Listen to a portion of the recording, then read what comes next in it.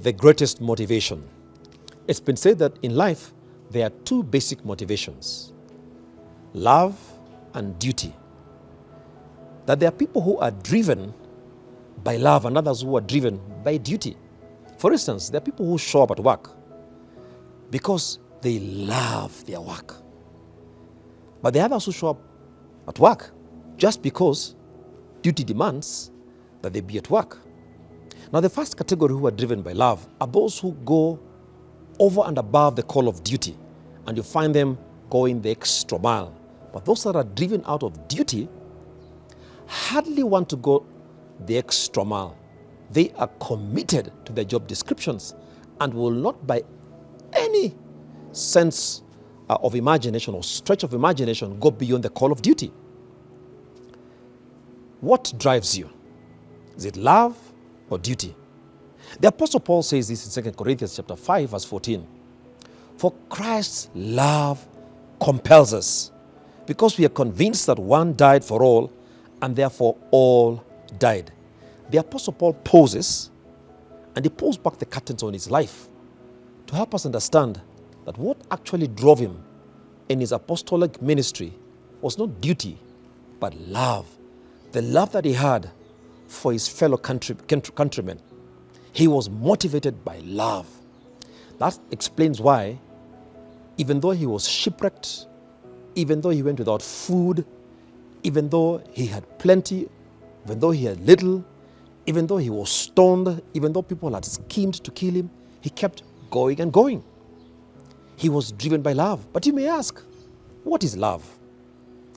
There are many definitions and descriptions of love that you can come across, but the best definition of love that I ever came across was this one, that love is the unconditional positive regard for. That love is the unconditional positive regard for.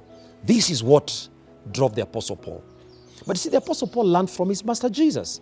That's why he tells us in the text, for Christ's love compels us, because we are convinced that one died for all, and therefore all died. The Apostle Paul is amplifying the truth about Christ's love, that though he was God, he did not consider equality with God something to be grasped, but he took on the form of a human being, was born of a man and a woman, took your place and my place on the cross. That what held him on the cross were not the Roman nails, but his love for you and for me. Jesus was driven by love. So was the Apostle Paul.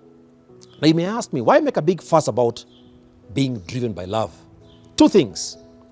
Things that are said and done out of love have a lasting impact. Things that are said and done out of love have a lasting impact. That is why we celebrate the work of Jesus. That is why we celebrate the writings of the Apostle Paul and his work. They were both driven by love. And look at their lasting impact. But secondly, things that are said and done out of love leave us fulfilled and gratified. Things that are said and done out of love leave us fulfilled and gratified. Show me a man who is driven by love, and I'll show you someone who is gratified, someone who is fulfilled. I pray that you and I will be motivated by love. I close with this quote that I came across the other day. This is what it said. Things that are done out of duty leave us depleted, but things that are done out of love leave us energized. Things that are done out of duty leave us depleted, but things that are done out of love leave us energized. I pray that you will be energized because you have decided to embrace love as your basic and your greatest motivator. My name is Patrick Kuchio from CITAM ChurchOnline. The Lord bless you richly. Have a great week as you serve the Lord wherever He has planted you. And may love be your greatest motivation. The Lord bless you richly.